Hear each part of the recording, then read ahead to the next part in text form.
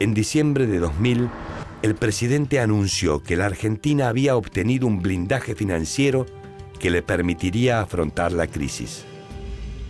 Sin embargo, para marzo de 2001, el fracaso del plan ya era rotundo. Entonces, el ministro de Economía presentó su renuncia. Ricardo López Murphy fue nombrado nuevo ministro de Economía y anunció nuevos recortes en los gastos del Estado en las áreas de salud y educación. Esto fue rechazado ampliamente por la ciudadanía y en apenas 15 días, López Murphy debió renunciar a su cargo. En busca de una solución, De la Rúa recurrió al creador de la convertibilidad, Domingo Cavallo. El ministro exigió al Congreso la entrega de poderes especiales y una vez obtenidos, comenzó a renegociar con los acreedores la creciente deuda externa. En junio de 2001 finalizaron las negociaciones del llamado Mega Canje. El acuerdo beneficiaba exclusivamente a los acreedores externos y a los sectores financieros de la economía. Para garantizar las ganancias de estos grupos, Cavallo promovió la ley de intangibilidad, que prohibía al Estado utilizar los depósitos privados. También se sancionó la ley de déficit cero. En cumplimiento de esta ley, el ministro anunció nuevos recortes salariales a empleados estatales y la cesación de pagos a proveedores. Estas medidas solo lograron aumentar el descontento social, que ya era mucho.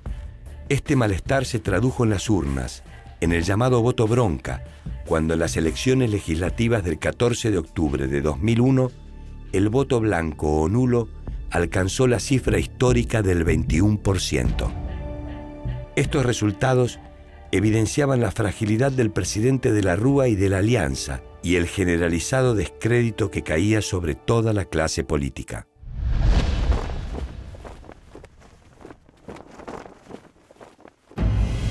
La Argentina había vivido más de 3 años de recesión y tenía en esos meses una tasa de desempleo del 18,3%. Al mismo tiempo, el 40% de la población vivía bajo la línea de pobreza. Miles de argentinos se agolpaban en las embajadas con miras a salir del país, mientras que otros sobrevivían en la economía informal. Pese a este panorama, De la Rúa se mantuvo firme en su política económica. 250 pesos puede retirar en efectivo cada semana, es decir, en billetes. Sin embargo, la situación se agravó. La desconfianza de los grupos económicos y la creciente fuga de capitales llevaron al gobierno a restringir el uso de dinero por parte de los ahorristas. Era el nacimiento del llamado corralito. Mientras Cavallo viajaba a Washington para negociar con el FMI, el presidente de la Rúa intentaba convocar a un pacto nacional con los partidos políticos. El único que respondió positivamente fue Menem, recién liberado de prisión domiciliaria por una acusación de contrabando de armas ocurrida bajo su gobierno. El presidente de la Rúa se encontraba en un punto crítico de su mandato. El 19 de diciembre de 2001, una ola de saqueos se produjo en distintos centros urbanos del país. Ante la escalada de los acontecimientos, el presidente habló en cadena nacional y declaró el estado de sitio. He decretado el estado de sitio en todo el territorio nacional. Inmediatamente después del discurso, miles de personas en todo el país salieron a las calles en protesta.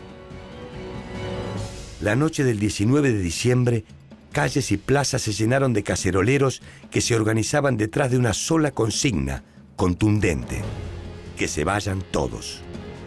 Desde la madrugada del 20 de diciembre de 2001, los manifestantes se instalaron en la Plaza de Mayo y el Congreso para expresar su descontento hacia el gobierno.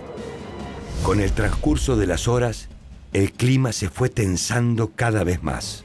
El gobierno ordenó el desalojo de los manifestantes de la Plaza de Mayo. Esto se tradujo en una represión policial indiscriminada que dejó como saldo varios muertos y decenas de heridos. Acorralado ante un pueblo hastiado, sin capacidad de respuesta y aislado políticamente, Fernando de la Rúa presentó su renuncia el 20 de diciembre de 2001. Los gobiernos de Menem y de la Rúa son los más claros representantes del neoliberalismo en la Argentina. En esos años, a imposición de un discurso único, apoyado y avalado por grandes grupos mediáticos y corporativos, se hace carne en los dos partidos populares que se suceden en el poder. En este contexto, el menemismo se convertirá en el máximo exponente de las recetas económicas impulsadas desde los grandes centros financieros del mundo. El gobierno de la Rúa, lejos de cuestionar este modelo, transita su corta y agónica gestión de gobierno profundizando las medidas neoliberales.